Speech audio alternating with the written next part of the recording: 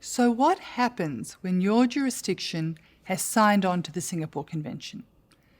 Signed on the dotted line, ratified the Convention, enacted enabling legislation so that it operates and is effective domestically?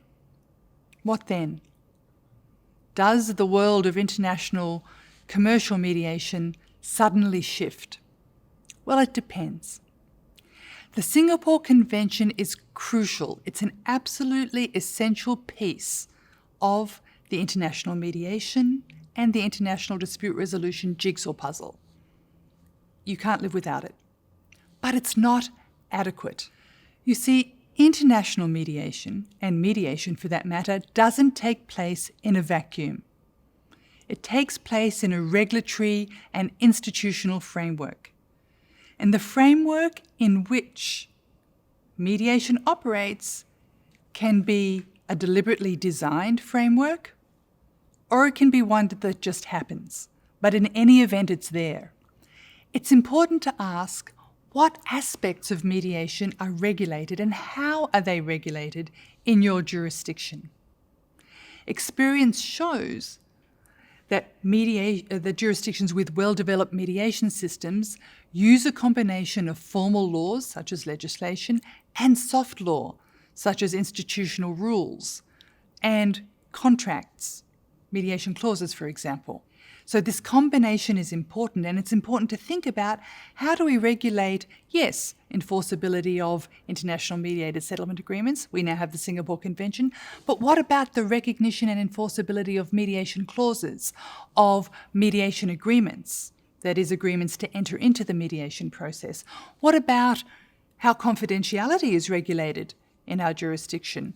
What about the admissibility or non-admissibility of mediation evidence or mediation communications in subsequent arbitral or litigation proceedings?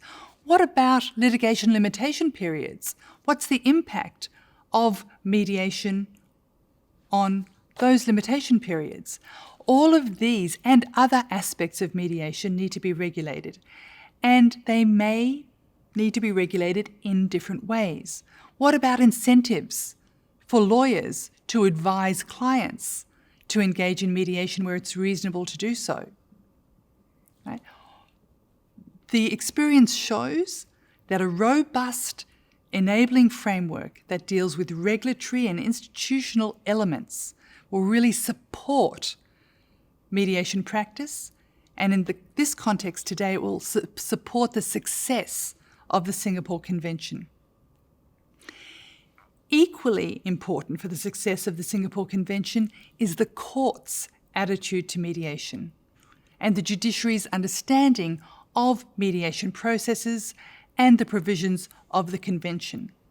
Experience shows us that jurisdictions in which courts have court-annexed mediation programs, for example, or court-related mediation programs, referrals to mediation, or where there are judicial mediation programs, in those jurisdictions where judges are very familiar with mediation, they understand the differences between mediation and arbitration and litigation, which are fundamentally different processes, that this is key for the success of the Singapore Convention.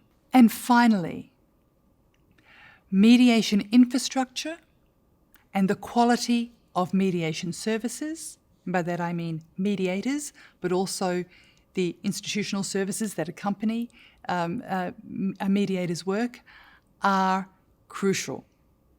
Right? Mediation practice means having access to mediation venues, mediation facilities, access to technology, particularly now that online mediation is becoming more popular, and also hybrid mediation, where some parties and some professionals are in the mediation room and others are attending remotely.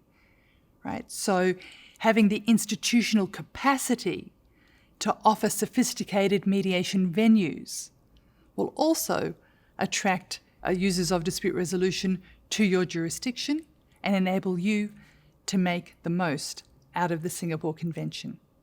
So there are many pieces to this enabling framework.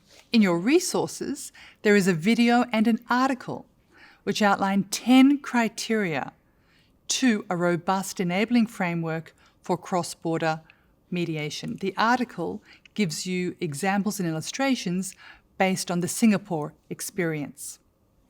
UNCITRAL also has a series of texts, for example, the model law on international commercial mediation and the rules and other texts that offer formats and examples and provisions that you can use, adapt to create your own enabling framework in terms of regulatory mechanisms, and at the same time, you'll be developing your institutional capacity so that your jurisdiction will be able to make the most out of the Singapore Convention.